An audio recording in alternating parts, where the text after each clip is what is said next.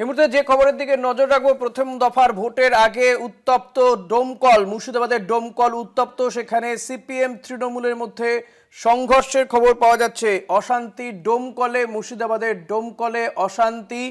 প্রথম দফার নির্বাচনের আগে ডোমকলে, মুর্শিদাবাদের ডোমকল আবারও উত্তপ্ত ডোমকল। সেখানে সিপিএম এবং তৃণমূলের মধ্যে, তৃণমূল কর্মী সমর্থকদের মধ্যে সংঘর্ষের খবর পাওয়া যাচ্ছে। বেশ কয়েকজন আহত হচ্ছে বলেও খবর পাওয়া যাচ্ছে। আগামীকালই প্রথম দফার নির্বাচন, তার আগে রণক্ষেত্র ডোমকল। কথা বলবো রাকিবুল ইসলামের সঙ্গে। রাকিবুল, ঠিক কি ঘটেছে?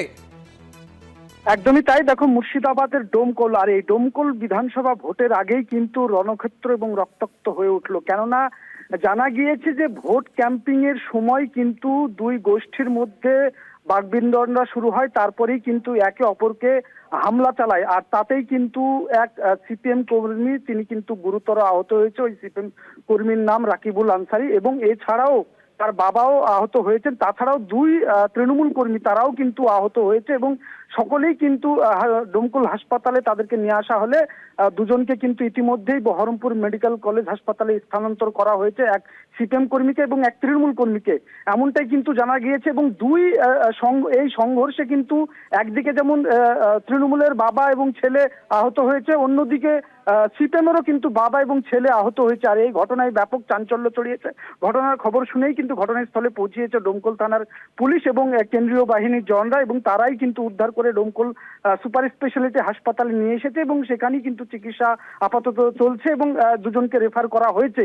এই যে ঘটনা ঘটেছে, দেখো, গত যে লোকসভা নির্বাচন ছিল, সেই লোকসভা নির্বাচনে কিন্তু তেমন কিছু বিশৃঙ্খলার ছবি এই মুর্শিদাবাদে দেখা যায়নি, এবং ডোমকলেও কিন্তু দেখা যায়নি। যদিও এই ডোমকলের নাম বোমকল বলে অনেকেই জানে, সেক্ষেত্রে কিন্তু শান্তিপূর্ণ ভোট হয়েছিল লোকসভাতে। তবে এই নির্বাচন হওয়ার আগেই, অর্থাৎ রাত পোহালি নির্বাচন, আর তার আগেই কিন্তু রক্তাক্ত হয়ে উঠলো ডোমকল। একেবারেই সেই ছবি সরাসরি দেখা যাচ্ছে কলকাতার টিভিতে।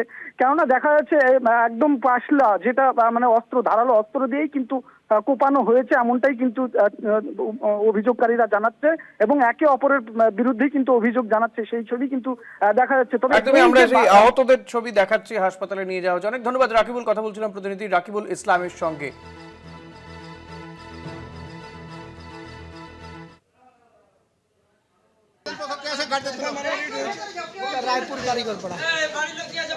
আর সজীব 4 জনে একসাথে মেরেছে, লাঠি মেরেছে, ওই যে ঢালের কাজ করে বেলতা দিয়ে রাকিবুল মেরেছে, আর আমি পড়ে গেছি।